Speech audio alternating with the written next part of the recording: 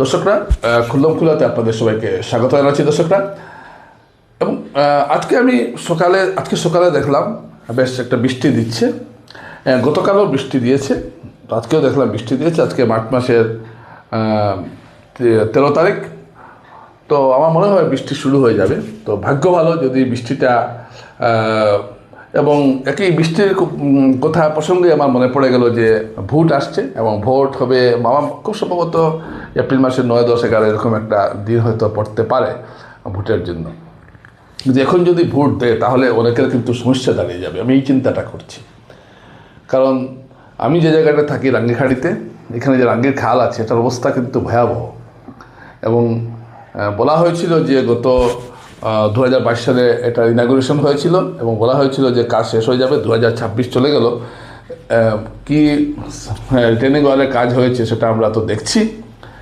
এবং খাল খনন করা হয়নি এবং নির্ঘাত যদি বৃষ্টি দেয়, যদি এখন মার্চের শেষ এবং যদি এপ্রিল থেকে যদি মোটামুটি বৃষ্টি শুরু হয় তাহলে কিন্তু অবস্থা ভয়াবহ হবে। তবে ভাগ্য ভালো, কারণ জনগণের স্মৃতি বড় দুর্বল।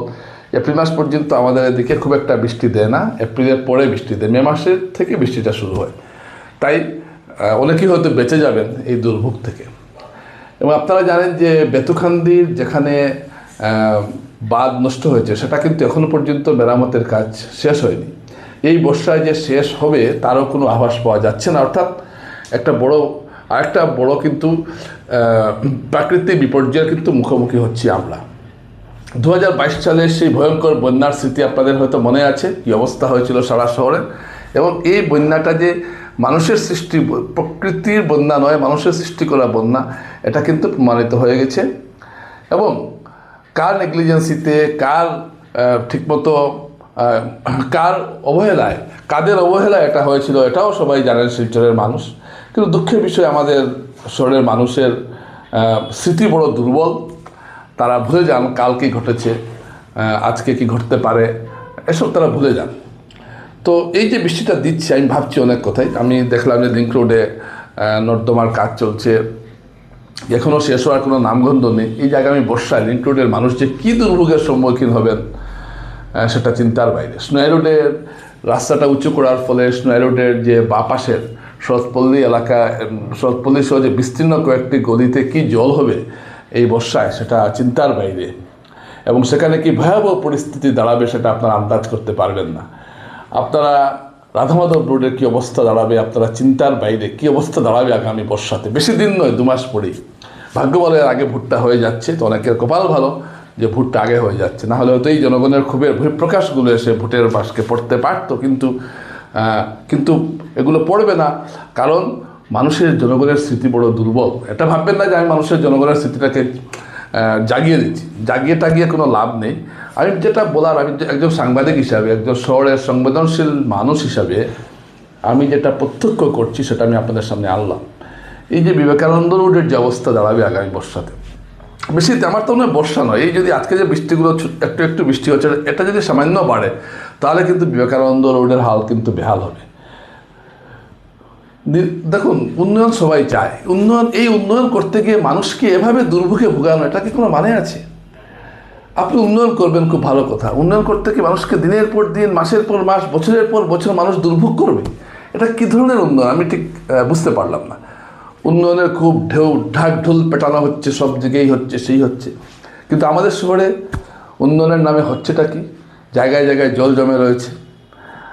আপনি খুব সুন্দর নর্দমা বানালেন, সেই নর্দমা দিয়ে যদি জল না যায় সেই নর্দমার কি কোনো মানে থাকলো? আপনি একটা খুব সুন্দর বন্দুক বানালেন, গুলি ভরলেন এবং যখন ট্রিগার টিপলেন বন্দুকের গুলি যদি না বের হয় তাহলে সেই সুন্দর বন্দুকের কোনো অর্থ রইল? এই যে তো সুন্দর সুন্দর নর্দমা আমরা দেখছি, এগুলো কোন কাজে লাগছে? মানুষের যদি জমাজল যদি নিষ্কাশন না হয় তাহলে সেটা কী হবে? এই যে শহরের যে মেন চ্যানেলটা রাঙ্গির খাল, এটা সংস্কারের কথা আজ থেকে বলা হচ্ছে না, সেই 2014 সাল থেকে এটা বলে আসা হচ্ছিল। এবং এবার বলা হয়েছিল যে এটাকে খনন করা হবে। কোথায় খনন করা হলো দেখান তো, কি খনন করা হয়েছে? রিটেনিং ওয়ালের কথা বলা হয়েছে, রিটেনিং ওয়াল কী হয়েছে? কিছু রিটেনিং ওয়াল হয়নি। অর্থাৎ শহরের জমাজল নিষ্কাশনের জন্য কোনো ধরনের পদক্ষেপই নেওয়া হয়নি গত কয়েক বছরে। এসব কথা বললে অনেকে আবার রাগ করতে পারেন, কিন্তু রাগ করলেও বাস্তব তো বাস্তব। আমি জানি এইসব কথা বললে যাদের গাত্রোদ্ধার হওয়ার কথা তারা এইসব কথাকে পরোয়া করবেন না, কারণ তারা জানেন যে জনগণের স্মৃতি বড় দুর্বল। তাই ভোটের সময় এর কোনো প্রতিফলন পড়ে। এই যে আমি কথাগুলো বলছি, আমি একদম 100% 100% নিশ্চিত যে যারা এইসব দুর্ভোগ পোয়াচ্ছেন তাদের মুখ থেকে প্রতিবাদের একটা শব্দ বের হবে না, এবং তারা এটার প্রতিকারও চান না, এবং তারা এভাবেই থাকতে চান, তারা সারা জীবন এভাবেই জ্বলে ডুবতে চাইবেন তারা। এটা কারণ তারা ধরে নিয়েছেন যে এভাবে থাকাটাই আমাদের উচিত। তো যে জনগণ ভাবেন যে আমি এইভাবে জলমগ্ন হয়ে থাকবো এবং এটা খুব আনন্দদায়ক ব্যাপার তাদের কাছে, তো সেই জনগণকে আপনি কি বলবেন?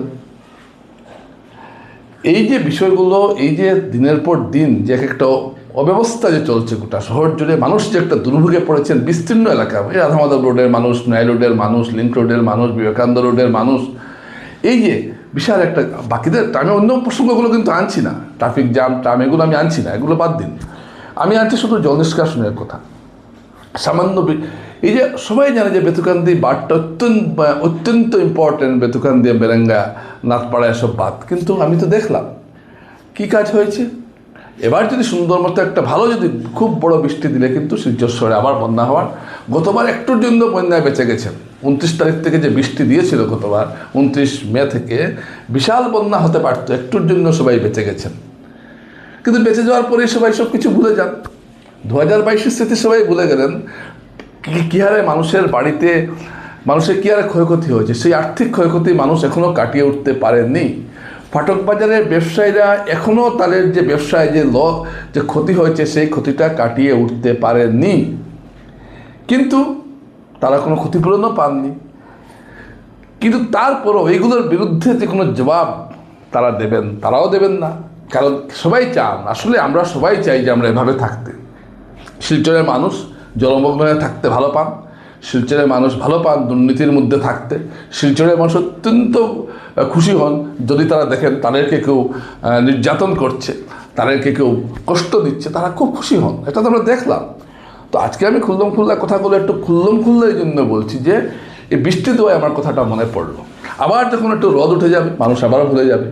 আর যদি বৃষ্টির দিন ভোটের দিন যদি খুব সুন্দর রোদ থাকে তাহলে দেখবেন ভোটের পার্সেন্টেজও বাড়বে, এবং এর ভোটের বাক্সে কোনো ধরনের প্রতিক্রিয়া কিন্তু আপনারা লক্ষ্য করবেন, এটাই বলে দিলাম।